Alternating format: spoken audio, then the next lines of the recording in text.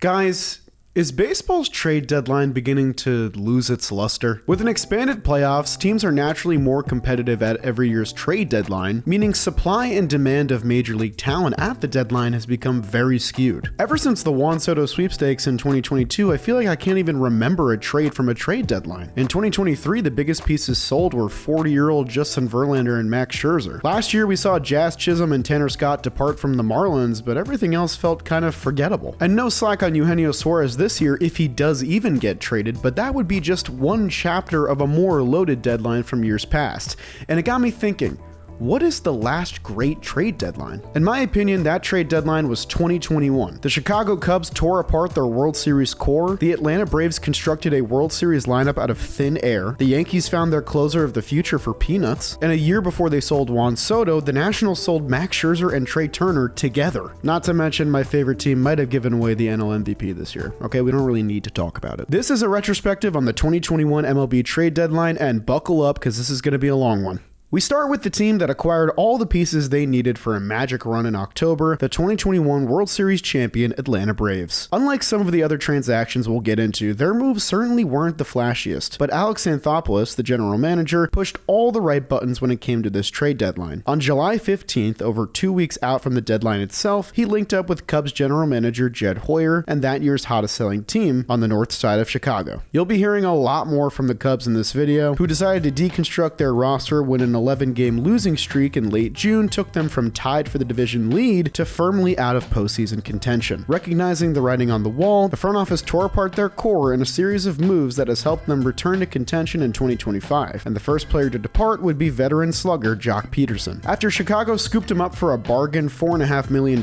the offseason, Joc Pederson did his usual mashing against right-handed pitching and displayed decent enough numbers to be worth Atlanta's number 18 prospect at the time, first baseman Bryce Ball. However, Ball would never make it past Double-A, and while Peterson's regular season numbers in the second half didn't jump off the page, he proved to be a pivotal piece in Atlanta's journey in October. He hit 3 home runs and collected 9 runs batted in the Division Series and Championship Series combined, helping guide the Braves to a World Series victory, thereby making the swap well worth it on Atlanta's end. This was a move that anybody could have made, and Atlanta was the team to make it. But the real major transactions wouldn't take place until a full week later. 2 years removed from setting the major league record for home runs hit by a single team, the 2021 Minnesota Twins began deconstructing pieces of their vaunted offense, with the Chicago White Sox running away with the division title. God, time really flies, doesn't it? They did have one prized rental to sell, and that was veteran designated hitter Nelson Cruz, who had clubbed 19 home runs in 85 games to that point. The Rays looked to add some edge to their lineup, and Nelson Cruz became their answer. Unfortunately for Tampa Bay, the midseason swap affected Cruz's numbers in a negative fashion. He would hit at a league average rate for the second half, which is a far cry from his expected production, and this was sort of the beginning of the end for Nelson Cruz's very impressive career. Oddly enough, though, the Rays cruised to a division title following the trade deadline, winning the American League East by 8 games, essentially rendering this trade unnecessary. That part especially hurts because, in return for Cruz's services, Tampa Bay sent away their number 13 prospect, right-handed pitcher Joe Ryan. Minnesota's new acquisition would make his major league debut for the club that same year, and then he would crack Baseball America's top 100 prospects list by the next season. He hasn't looked back, and he's currently pitching the best year of his career, with an ERA over 50% better than league average in 20 starts, which has earned him his first career All-Star nod. Joe Ryan appears to be the future of Minnesota's pitching staff, and this trade is easily one of the most lopsided swaps on today's list, with Minnesota already 10 wins above replacement in the green, and counting. Out west in the National League, the San Diego Padres were vying to return to the postseason for a second straight year for the first time in 2 decades. Holding a 6.5 game lead for the final wildcard spot, the Padres looked to shore up their lineup by adding second baseman and corner outfielder Adam Frazier, who held the 3rd best batting average in baseball at the end of the first half. Frazier had a terrific first half of the season in 2021 for the Pittsburgh Pirates, racking up 3 wins above replacement in roughly 100 games, posting an OPS well over 800 and making the first All-Star team of his career. With a year left of arbitration on his contract as well, Frazier was worth quite the haul, but ended up not being totally worth it for San Diego. While he provided reliable defense at multiple positions, Frazier's bat was not the game changer that San Diego might have thought it could be. His offense returned back down to earth with an OPS well below league average in the second half. Though he wasn't the reason the 2021 Padres ended up falling apart, he certainly didn't help prevent it from happening, and the club finished with a 79-83 record, well out of postseason play. The thing is, the return package here for the Pirates isn't great, and I'm just going to get out in front of this. Ben Cherington's run in the early 2020s with trades is truly awful. But luckily for Pirates fans, he doesn't still have the job, right?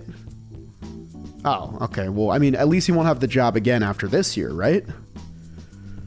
This is getting really hard to defend, guys. Pittsburgh acquired utility player Tucupita Marcano, the number 8 prospect in San Diego's system, who sputtered at the major league level and then received a lifetime ban from MLB for sports gambling. They also nabbed an unranked prospect, center fielder Jack Sawinski, who did put together a 26 home run season in 2023, but has fallen off greatly ever since. Despite Adam Frazier's season taking a serious downturn after he left Pittsburgh, I would hardly say the Padres were hurt by making this trade. Pittsburgh didn't even wait until the end of the day to make another trade in their seemingly annual sell-off, this time dipping into their bullpen. Though he struggled mightily with command issues, right-handed pitcher Clay Holmes sported one of the highest ground ball rates in baseball at the time of the 2021 trade deadline, second in MLB only to Aaron Bummer. The New York Yankees, who are frequently successful at finding bullpen weapons mid-season, dealt 2 unranked prospects to bring Clay Holmes into the fold. Holmes was dynamite in the second half for the Yankees, pitching to a minuscule 1.61 ERA in 28 innings to solidify the back end of their bullpen. Once a forgotten piece of an underwhelming Pittsburgh bullpen, Holmes would eventually assume and then lose the closing duties in the Bronx over the course of the next 3 years, racking up 74 saves with an ERA over 50% better than league average in pinstripes. Of relief pitchers with at least 180 innings from 2022 to 2024, Clay Holmes owned the 8th best ERA at 2.85, as well as the 2nd best home run per 9 rate, trailing only Emmanuel Clase, and far and away the best ground ball rate at 68.6%, a full 6% ahead of second place Yohan Duran. So I know what you're thinking. What did the Pirates get in return for dealing away one of the best relievers in baseball who would stay one of the best for a near 4-year stretch?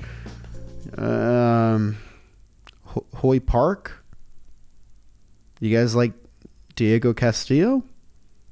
Are you into that? Park's stock was decently high at the time, to be fair to the Pirates, but he ended up just playing 67 games for the Pirates to negative wins above replacement. Diego Castillo's numbers ended in a similar spot with 30 additional games, though he did play 6 positions in his time in the black and yellow, which is, that's pretty cool. Overall, this ends up being a 6-win swing in favor of the Yankees in what was, at the time, an under-the-radar trade compared to the other swaps that would happen both before and after. Today's video is brought to you by Bear Mattress. Bear Mattress is a premium fiberglass-free mattress to upgrade your sleep. Not only will this improve your overall quality of life, it's shipped outside to your door completely free as well. If you're looking to upgrade your sleep, head to bearmattress.com/JohnBoy right now. Use code JohnBoy to get 40% off your Bear Mattress. This is actually higher than what is being offered on site, so take advantage of this offer today. And thank you to Bear Mattress for sponsoring today's video. Now let's get back to the trade deadline retrospective. Back when all was right in the baseball world, the Oakland Athletics competed in the American League on an annual basis, and 2021 was no different. Oakland sat 11 games over 500 at this point in the year, 5.5 games out of the division with just a 1-game lead for the final American League wildcard spot. The A's made their first of 2 crucial trades at this specific deadline, bringing in left-handed pitcher Andrew Chafin from the Chicago Cubs. The ever-reliable Chafin was spectacular in the second half for the Athletics, pitching to a 1.53 ERA in 28 impressive outings for his new team. Plus, just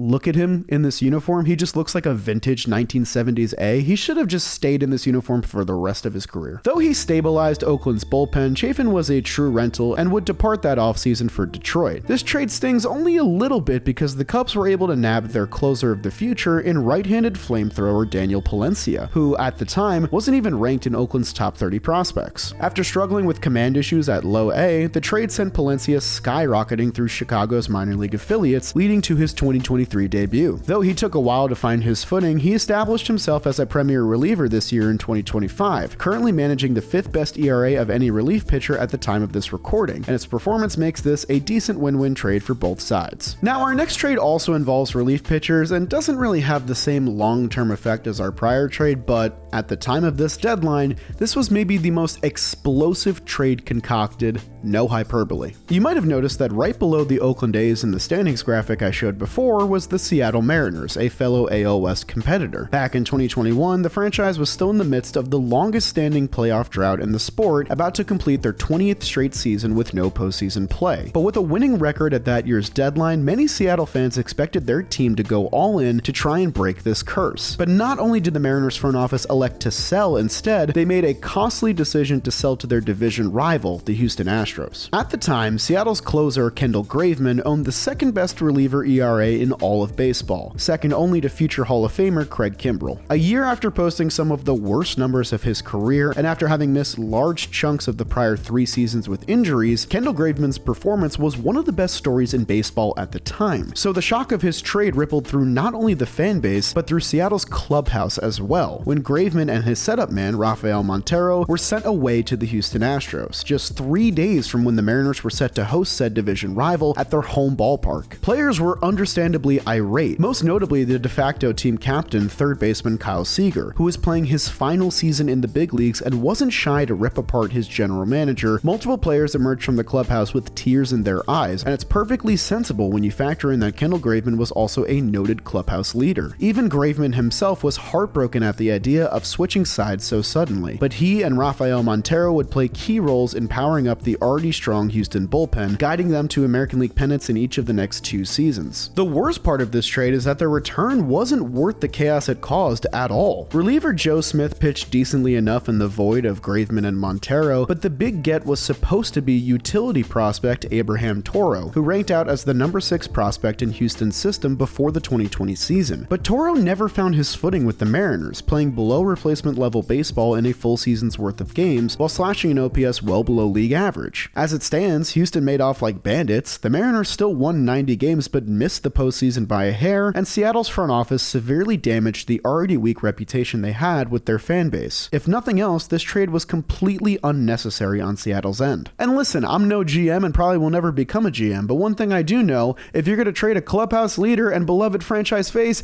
don't trade him to your division rival. What are we doing? A day after the fireworks in their own division, the Oakland Athletics got back to work and made a far bigger trade than their initial move for Andrew Chafin. Dealing with the lowly Miami Marlins, the A's targeted talented outfielder Starling Marte. At the time, the center fielder had the 3rd most stolen bases of any player, and his .405 on-base percentage ranked just outside the top 10 in all of baseball, making him easily one of the most coveted position player rentals on the market in 2021. Oakland even got Miami, of all teams, to cover the remaining salary on Marte's contract worth about $4 million, because that's all John Fisher really cares about. Starling Marte was the same player he was in the first half, even after donning a new uniform, giving the A's offense a necessary spark in the final 2 months of the year. He ended the season with an MLB leading 47 stolen bases, and his 132 OPS plus remains the best full season mark of his entire 14-year career. In exchange for a half season of great play from Starling Marte, the Marlins would receive left-handed starting pitcher Jesus Luzardo. After Oakland gave up on him, the southpaw found his footing in South Beach, becoming an integral part of the Marlins rotation and spearheading the staff during the 2023 run to a wildcard berth. Luzardo owned the 15th best ERA of any National League pitcher from 2022 to 2023, and he's since been flipped again to the Philadelphia Phillies. Still, I think both sides are pretty happy with what they got here, even if Oakland missed out on the dance in the end. Now let's head over to an American League team who would crack the playoffs at year's end. In the first of 2 moves to fortify their lineup, the Yankees connected with the last place Texas Rangers, who sat 30 games under 500 and were wise to trade away their best position player at the time, 2-time Gold Glover and All-Star outfielder Joey Gallo. The left-handed slugger hit the 6th most home runs of anyone in baseball from 2017 to 2021, but was rightfully divisive among fans for his paltry batting averages, high strikeout rates, and generally good OPS numbers despite those faults. At the time of the 2021 trade deadline, Gallo was putting together one of his better campaigns at age 27, leading all hitters with 74 walks at the time of the trade. Joey Gallo would be sent to the Yankees alongside left-handed reliever Joely Rodriguez in exchange for a prospect haul. Unfortunately for the Yankees, Gallo's performance in pinstripes hardly ended up being worth the package dealt. In roughly a full season's worth of games between the second half of 2021 and the first half of 2022, Gallo hit well under 200 and posted the worst numbers of his career by far, while cultivating a not-so-pleasant relationship with the ever-demanding fan base of the Yankees. As for the Rangers, Ezekiel Duran did an effective job lengthening the potent lineup they had boasted on their run to the 2023 World Series, playing 6 different positions and slashing an OPS OPS 10% better than league average in a career year. The bigger prize turned out to be the lower-ranked Josh Smith, who has also played every position for the Rangers besides pitcher and catcher, and racked up nearly 7 wins above replacement in his 4 seasons with the club. Considering how poor Gallo's tenure was in the Bronx and what the Rangers accomplished in 2023 with the help of Duran and Smith, it's easy to view this swap as a massive victory for Texas. Luckily for the Yankees, they would manage to go 1 for 2 on their left-handed hitting acquisitions that day. Hours after bringing in Joey Gallo from the Texas Rangers, the Yankees swung a deal to acquire veteran first baseman Anthony Rizzo from the Chicago Cubs, who had spent the past decade of his career on the north side. New York was acquiring one of the most proven sluggers available. Rizzo owned the 10th most home runs of all players from 2012 to 2020, a 9-season stretch. He was a model of both consistency and health. Rizzo would play out the rest of his career with the Yankees, spending parts of 4 seasons in the Bronx. The front half of his tenure there was impressive, specifically in 2022 when he smacked over 30 home runs. His back half would be marred with injuries though, specifically an undiagnosed concussion that Rizzo played with for months, potentially cutting his career short. Rizzo would cost the Yankees their number 12 prospect, who was outfielder Kevin Alcantara. Alcantara still appears to be a work in progress, still ranking in the top 100 prospects list even prior to the 2025 season, and with the Cubs owning one of baseball's best records, he could potentially figure into another midseason trade if Chicago wants to upgrade their roster in a big way. As it stands, it's hard to call either one of these sides a winner just yet, even though this trade is 4 years old. In response to their division rival bringing in a pair of power bats, the Boston Red Sox got to work by making their first big splash of the 2021 deadline. They acquired a left-handed slugger of their own in Kyle Schwarber. After finishing June with a winning record, an 8-18 month of July sunk the Washington Nationals' hopes for competitive baseball in 2021. As they began to strip down their roster, outfielder Kyle Schwarber became their most desired piece, being that he trailed only Fernando Tatis Jr. in the National League with his 25 home runs at the time of his trade. Unsurprisingly, Schwarber fit like a glove in Boston's lineup, posting an even better OPS mark in the second half during his time with the Red Sox. Though he was just a rental, Schwarber proved vital to the Red Sox postseason run to the ALCS, homering in each round of the playoffs along the way. This trade would only cost Boston's number 25 prospect, right-handed pitcher Aldo Ramirez. The new prospect would throw just 16 innings for the Nationals once he arrived in rookie ball, posting poor numbers and subsequently getting released. As far as trades go in this video, and there's 17 of them by my count, this is probably the least costly price paid by a buying team of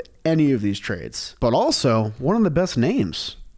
Some motherfucker named Aldo. That trade also brings us to deadline day itself, July 30th. And I gotta say, I don't think there's been an active deadline day like this one ever since, which means there's a lot of trades to get through, so buckle up. Again, I told you to buckle up at the beginning of the video. Are you not buckled up? Make sure you buckle, okay? You should always be buckled. We'll start in the National League Central, where David Stearns and the Milwaukee Brewers did their usual trading to find midseason bullpen upgrades. Searching in the bargain bin, Milwaukee found a suitor in the Detroit Tigers, who agreed to send away rental left-handed pitcher Daniel Norris. Originally the prized prospect acquired in the David Price trade back in 2015, Norris's tenure in Detroit had been a massive disappointment. Formerly a top 20 prospect in all of baseball, Norris never really panned out as an MLB caliber starting pitcher, pitching to a league average ERA and nearly 500 innings of work in 8 years with the Tigers. In 2021, he had found a role as a left-handed specialist. That was the role the Brewers hoped Norris would fill in their bullpen when they swung this deal, but his numbers ballooned in the second half,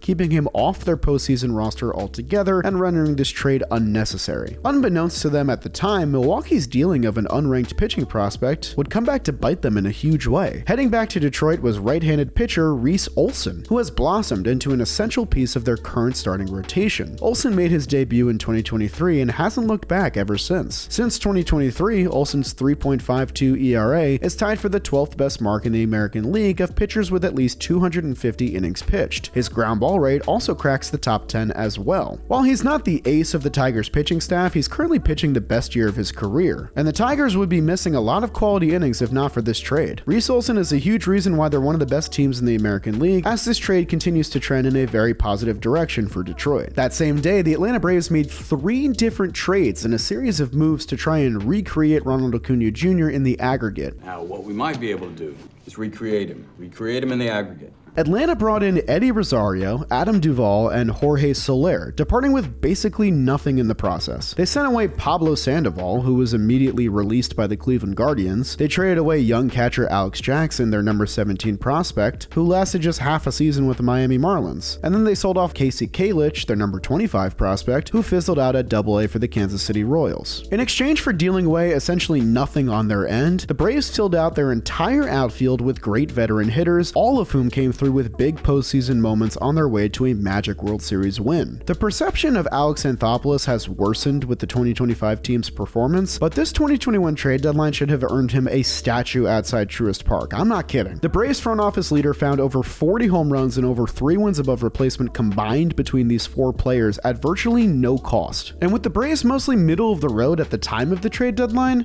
they could have done something my good friend Joe McFly would consider crazy. Doing nothing is crazy! I am losing my mind! Up next is arguably the biggest blockbuster at the time of this deadline. In the wake of a losing skid defining Washington as a selling team, the writing was on the wall with their former 2-time Cy Young winning ace, Max Scherzer, and their shortstop on his way to a batting title, Trey Turner. The latter had just one more year of control beyond 2021 before hitting free agency, while Scherzer was set for another payday at the conclusion of this very season, making the two of them logical choices to be traded. What better way to get a seismic return package than putting them together? Scherzer and Turner would be sent together to the powerhouse Los Angeles Dodgers, who were looking to fend off the San Francisco Giants for another division title. And I think the team not involved in this trade at all got the worst twisting of the knife because Ken Rosenthal totally lit on Padres fans, and they have not forgiven him since. Scherzer pitched to the 4th lowest ERA in baseball from August to the end of the season, going a perfect 7-0 in 11 starts for the Dodgers. In addition to the 4th best ERA, Max Scherzer also owned the 3rd highest strikeout rate and 2nd best whip, trailing only Max Fried of the Atlanta Braves in that latter category. He parlayed a terrific second half into a new hefty contract with the Mets once the season ended. Even with Scherzer's performance though, the greater prize still was shortstop Trey Turner. Turner hit even better than his .322 clip with the Nationals once he switched uniforms, batting .338 with the Dodgers en route to the highest batting average in baseball at season's end. He also managed to lead the National League with 32 stolen bases that year on top of that. Turner's 2-year run from 2021 to 2022 is arguably the best stretch of his entire career, and he spent most of it in Dodger blue. In this window, his .312 batting average was only narrowly outdone by Freddie Freeman, who ended up his teammate in the latter year. His 135 weighted runs created plus was 1 tick short of the best mark of any shortstop in the game, trailing only Carlos Correa. The price would understandably be steep, as Los Angeles sent away their top 2 prospects, number 53 prospect in baseball catcher Keibert Ruiz, and number 68 prospect in baseball right-handed pitcher Josiah Gray. As for the Nationals' return package, they've seen flashes of greatness, but both Josiah Gray and Keibert Ruiz have failed to truly find their footing at the major league level. Gray actually made the 2023 All-Star team in a decent campaign, but has long struggled with the home run ball and is now currently rehabbing from Tommy John surgery, meaning we won't see him again until 2026. Keibert Ruiz has been underwhelming offensively and grades out as one of the worst defensive catchers in baseball. In summation, the Dodgers got infinitely better for 2021 and 2022, grabbing 2 of the best players in all of baseball. The Nationals were left in the dust a bit, though the front office really hasn't been helping themselves at all in what has now been a 5+ year rebuild in DC. But Max Scherzer wouldn't be the only ace traded at that year's deadline. One of the most impactful pitcher trades made is going to be on a team that we haven't even talked about yet, and this video is already like 30 minutes long. Are you guys tired? Are you guys still here watching? I have no way of knowing. Sitting in 4th place in the American League East, but only 3.5 games out of a postseason spot at the end of July, the Toronto Blue Jays became a surprise buyer at the 2021 trade festivities. Toronto was seeking a lethal arm to add to a developing starting rotation, led by Cy Young winner Robbie Ray and supplemented by the emergence of Alek Manoah. They found the 3rd head of a potential 3-headed monster in longtime Minnesota ace Jose Berrios. The 2-time All-Star had been consistent since his sophomore season in 2017, one of just 3 pitchers alongside Charlie Morton and Max Scherzer to complete at least 140 innings with an ERA 10% better than league average in every full season from 2017 to 2021. With another year of control on top of his 2021 season, Berrios commanded a high price from Toronto as they would send away their number 1 and number 4 prospects, center fielder shortstop Austin Martin and right-handed pitcher Simeon Woods Richardson in the deal. Berrios kept it up, pitching some big games for Toronto down the stretch, though the club would become one of the best teams in baseball history to not make the playoffs, winning 91 games but not cracking October play. He's pitched to an ERA above league average and has pitched a full season in every non-2020 year since 2018. He has been a beacon of consistency and health for a ball club who has needed it within their starting rotation. As for the Twins' return, Simeon Woods Richardson has shown glimpses of quality pitching, but has yet to reach the caliber of what Jose Berrios was for the Twins. The 24-year-old right-hander is working on his second full season, and there's plenty of room for growth going forward. However, the outlook is a lot less bright on the player who was initially thought to be the bigger prize, and that's Austin Martin. The infielder-outfielder, who was once ranked higher on the top 100 prospects list than Tarek Skubal, struggled mightily in his first look at MLB playing time in 2024. He hit well below league average and struggled defensively at multiple positions. The future is certainly in question for the now 26-year-old, who's put up decent numbers at AAA this year, but is running out of time to make a name for himself. As it stands, this trade appears well worth it on Toronto's end, but there's still hope for Minnesota's return package in my mind. When we look back at the 2021 trade deadline, I think we can all pinpoint one swap exactly that is considered franchise-altering, and it comes at the expense of my favorite team. Yeah, it's finally time to talk about it. The 2021 New York Mets were a hot mess of a team, yet somehow, despite dipping into subpar talent in every area of their roster, the team somehow led the NL East by 5 games at the end of July. Feeling pressure to snap one of the longer playoff droughts in the sport, interim GM Zach Scott worked hard to find a deal to improve the team offensively. He wanted to improve the offense because we were trotting out lineups that looked like this. The horror! Like many front office leaders, he sought out the Chicago Cubs to get a big deal done. The next domino to fall in the Cubs' sell-off would be Javier Baez, the second piece of the World Series core to get dealt. Baez had enjoyed a fruitful Cubs tenure, but had fallen off in recent seasons to this point. After a miserable shortened year in 2020, Baez was league average on both sides of the ball at the time of his trade. But to his credit, Javier Baez far exceeded the expectations of Mets fans upon his arrival. He sparked the offense with 9 home runs in less than 50 games, displayed the best plate discipline of his career with a .371 on-base percentage, and formed a dynamic middle infield duo, transitioning to second base to play up the middle with Francisco Lindor. These two as teammates are remembered for something a little less flattering, though. We don't really have to talk about that. In the end, though, the first place Mets completely fell apart in the second half, crashing and burning to finish well below .500 in a lost season. While Baez would depart for a 6-year, $140 million contract with the Detroit Tigers that offseason, another piece of the deal hung on with the Mets in right-hander Trevor Williams. The former second-rounder pitched the best baseball of his career in the blue and orange, pitching to an ERA over 20% better than league average as the swingman in the bullpen for a year and a half. But this hardly lessens the blow of who the Mets ended up parting with in this deal, that being the number 4 prospect in their system, outfielder Pete Crow Armstrong. PCA was known for his incredible upside on defense as a minor leaguer, but there was question as to whether or not his bat could hang at the major league level. Safe to say, he's answered that question with a resounding duh. After initially hitting under league average in his full season debut, PCA has emerged as a legitimate MVP candidate this year, with an extremely unique combination of power hitting, platinum glove defense in center field, and elite base running. While his plate discipline has room to develop, there's no denying that PCA is going to be a top player in the league for a very long time. Also, not that this matters, but he's like the nicest guy ever too. So thanks a lot, Mets front office. Really appreciate that one. I'm getting emotional. In the final trade made before the clock ran out on the 2021 trade deadline, the Cubs finished the teardown of their World Series core by dealing their final piece, third baseman Kris Bryant. Just 2 months away from a big payday in free agency, the Cubs were wise to let the former Rookie of the Year and MVP winner depart via trade, being that, at this time, he still stood out as one of the premier hot corner position players in the game. The same day that the Dodgers made a Death Star move for Trey Turner and Max Scherzer, the San Francisco Giants had to respond with a blockbuster move of their own. In a lineup full of platoon options, the Giants brought in Kris Bryant to be an everyday force at third base for the final 2 months of the season. Though his numbers dipped a bit from his first half, Bryant was still very much a positive player for San Francisco in the final 2 months of the year. The former World Series champion helped the Giants narrowly edge out the Dodgers for the division crown, and when the two teams met in the division series that year, Bryant went 8 for 17 with a home run in what ended up being a 5-game gauntlet. In return for Bryant's services, the marquee piece dealt was the Giants' number 8 prospect, prospect, outfielder Alexander Canario. He only ever got 21 games of run in the Windy City before being outrighted off the 40-man roster earlier this season, having since landed with the Pittsburgh Pirates. While the Cubs didn't benefit as much from this trade as they did with the Javier Baez trade, the Giants basically got the last 2 good months of Kris Bryant baseball before he was banished to the realm of irrelevance in Colorado. And that is a complete retrospective on the 2021 trade deadline.